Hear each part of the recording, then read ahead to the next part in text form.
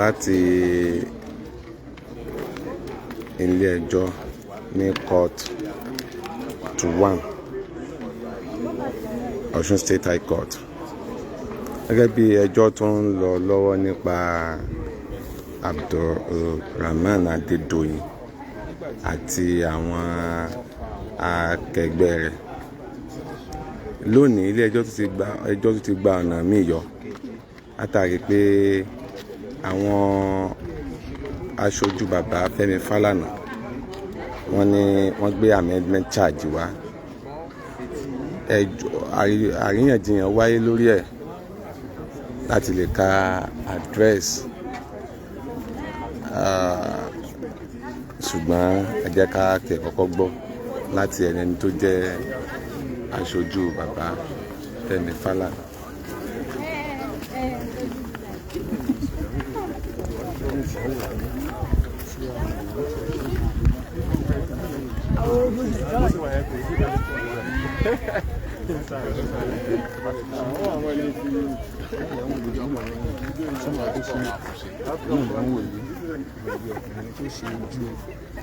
Fálànà lónìí tó lè ṣe iṣẹ́ takuntakun gẹ́gẹ́ bí ṣe ń wò ó jáwé wọn.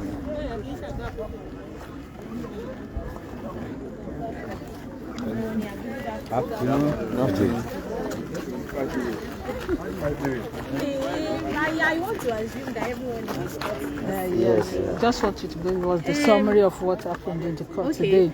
We filed an application for amendment of the existing charge before the court. The respondents, 1st to 7th respondent, filed their respective counter affidavits opposing the application to amend the charge. Whereas in our application, we alluded to facts that the amendment we are seeking is in line with the evidence already elicited.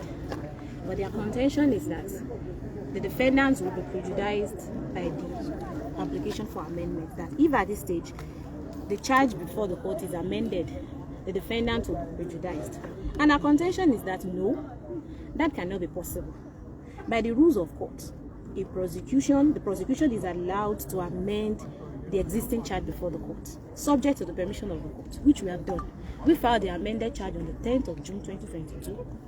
An application seeking the permission of the court to deem the already amended process as properly filed and served was filed thereafter, and same was moved today. But they are opposing the application on the grounds that the learned silk representing the prosecution is biased, having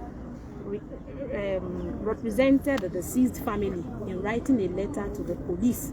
And our contention is that the content of the letter, although the learned silk is the author, but the content of the letter on all fours represents the opinion and the position of the deceased family, who are the nominal complainants in the case.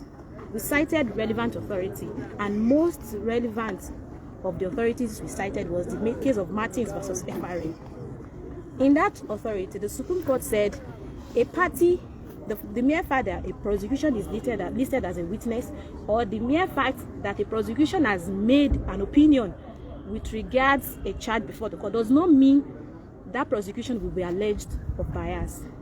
The bias is for the court, because ultimately the court is the one to hand down the judgment, to decide whether the prosecution has proved beyond reasonable doubt, or to agree whether the defendant is guilty of the offense charged. And our contention is that it is for us to present our case before the court.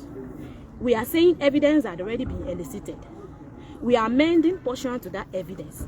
If they are now saying that the amendment will be prejudicial, the court will ultimately give the judgment.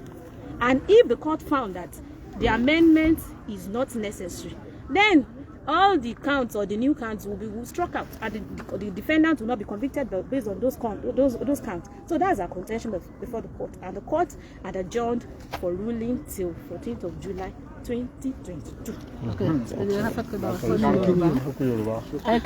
Kí ni kókó nǹkan tó ṣẹlẹ̀ gan nílé ẹjọ́ lẹ́nu? Nǹkan tó ṣẹlẹ̀ nílé ẹjọ́ ni wípé ní àwọn agbẹjọ́rò tí ó ń sojú fún ìjọba ó gbé ìwé wá wípé ní charge tó ti wà níwájú ilé ẹjọ́ àwọn fẹ́ amend ẹ̀. ní ìbámu pẹ̀lú ẹjọ́ tí wọ́n ti rò sílẹ̀ ni wọ́n fẹ́ amend. Prosecution then sọ wípé ní àwọn ò ready àti tún kéèsì àwọn ẹjọ́ àwọn ṣe, àwọn ò ready àti pẹlẹ́rìí mi, àwọn ò ready àti rojọ́ mi o, bọ̀ ẹjọ́ tó ti wà ńlẹ̀ òun náà ni àwọn fẹ́ amend charge yẹn láti níbàámu pẹ̀lú ara wọn.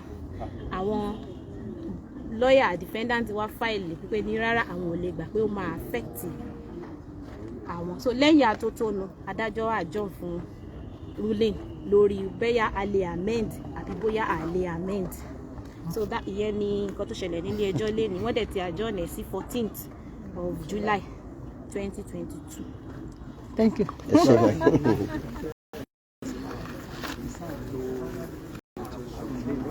Ọ̀rọ̀ ni ẹ ti gbọ́ yẹn láti ẹnu ẹni tí í ṣe aṣojú bàbá Fẹ́mi Fálànà. Àwọn ọmọ akẹ́kọ̀ọ́ iléèwé Oòduà Yunifásítì,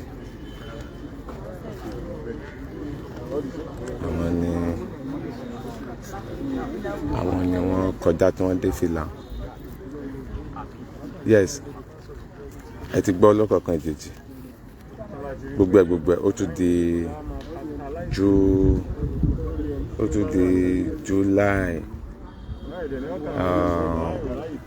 14, di July 14, di July 14, di July 14 ká tó pàdé àti tí bébìlà tó ń lọ àwọn òṣìṣẹ́ wọn àtúpànù. Yes, kí a máa retí ní tí ó ṣẹlẹ̀ tó bá tún di ní July 14,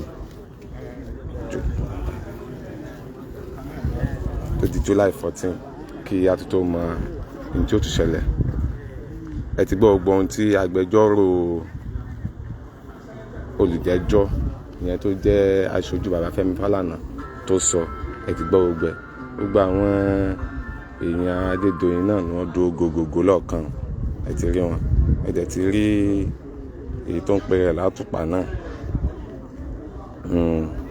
tí ń gbé kámẹ́rà káàkiri. Ọlọ́run mọ̀ pé at the end of the day òdodo náà láàrí lórí ẹjọ́ yìí pẹ̀lú ògo Ọlọ́run. Ẹ ṣeun, ẹ máa pàdé wa tó bá tún di July 14. Thank you so much. Ó dàbọ̀.